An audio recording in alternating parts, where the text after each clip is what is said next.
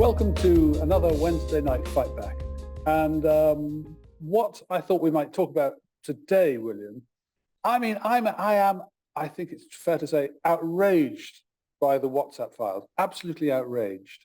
And what really, and I'm sorry for the word, pisses me off, is not so much, the faults and mistakes made over policy, but the sheer contempt with which both the politicians and, more importantly, the civil service views the British public. I've never seen anything like it. Yeah, we're not entirely surprised by this, are we? I think we've suspected it, but what the lockdown files have done is just reveal it in its awful glory. The thing that, actually, I'm not interested particularly in the SW1 gossip. He said, she said, or whatever, oh, isn't it awful? What appalls me, Michael, is that it reveals totally, candidly, how the whole political class is obsessed with comms, just blinking comms and presentation, and that's all they're fussed about. And there's nothing concrete here. And I've known this for years, actually. Very few of the people that govern us are used to actually building anything concrete or having done anything. All of these people are hovering around in SW1, whether they're civil servants or politicians, worrying about messaging constantly and comms and how will this look. And the lockdown files just reveal it in all its awful glory. I think, they say the fish rots from the head.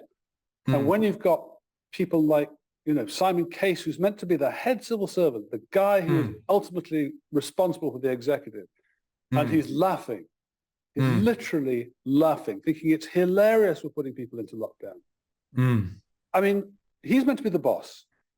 Okay, if that's his attitude, then what do you think the guys beneath him and beneath him and beneath him are going to be? I think he should resign. I honestly think he should be fired or he should be resigned. It certainly sets the tone, and what it reveals is what we have as an elite is not a proper elite. For a start, one of the curious things is that the whole agenda was partly driven not by leadership or even the evidence. The evidence, that is a joke, Michael. You could look at that. And there was precious little evidence. Every time they wanted to do something, they were dredging.Nd me some data that proves this. Yes, find me another variant. Terrible, absolutely terrible. We want to do this, find me a way of justifying it. Again, it's comms based. It's we want to sell this idea and find me a way of selling it. So the whole, in a way, I'm not surprised in a pandemic or a major crisis that the wheel falls off the axle. That's actually not very unusual historically. Sure, what we have is definitely forgive mistakes in this. Yeah. But what we have is an elite actually being led partly by public opinion. They scared people, and the more people were scared and the more demand for lockdowns, the more they delivered it, because actually on the data, they were actually quite popular. I was astonished by the very high percentage of people who said, let's do this. But the consequences in the long run for this country are atrocious. As I say, I'm not surprised and not particularly interested in the salacious stuff. Hancock saying, "Oh, could put my career into another level." All this, it's pathetic. What appalls me is that we don't have people at the centre that are used to building and doing anything. That's what worries me. It's all about comms. Everything is about comms. Well, you kind of don't expect much more from politicians, and at least you can get rid of the people. Clearly the Conservatives are going to be, history in the next election. I don't know whether they'll ever recover. My point is that the civil service will remain untouched. Yeah. When there's this evidence of absolute rottenness, and it's not just Simon Case. I think the other thing you've got to say is the Sue Gray. Sue Gray. Who is meant to be the judge of political, manners, herself can't figure out that, if she's meant to be in the cabinet office, which is only about coordinating government policy to make it effective, that halfway through the government, you go and defect to the other party. And she can't figure out there's a problem with that. Yes. What world is she living in? I know, and people find it hard to believe that happened overnight without any discussion. So we'll find out, won't we? But it is. No, we won't find out. We won't find out.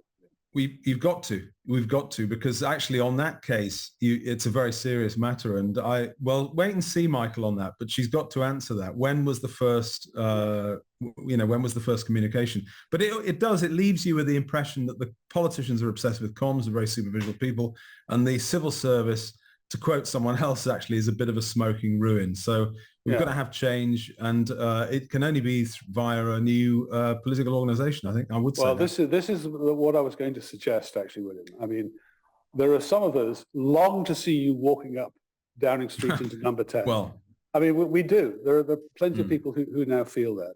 But what's clear is that even if you got there, if we were trying to do anything radical, you would face colossal opposition from the entrenched civil service.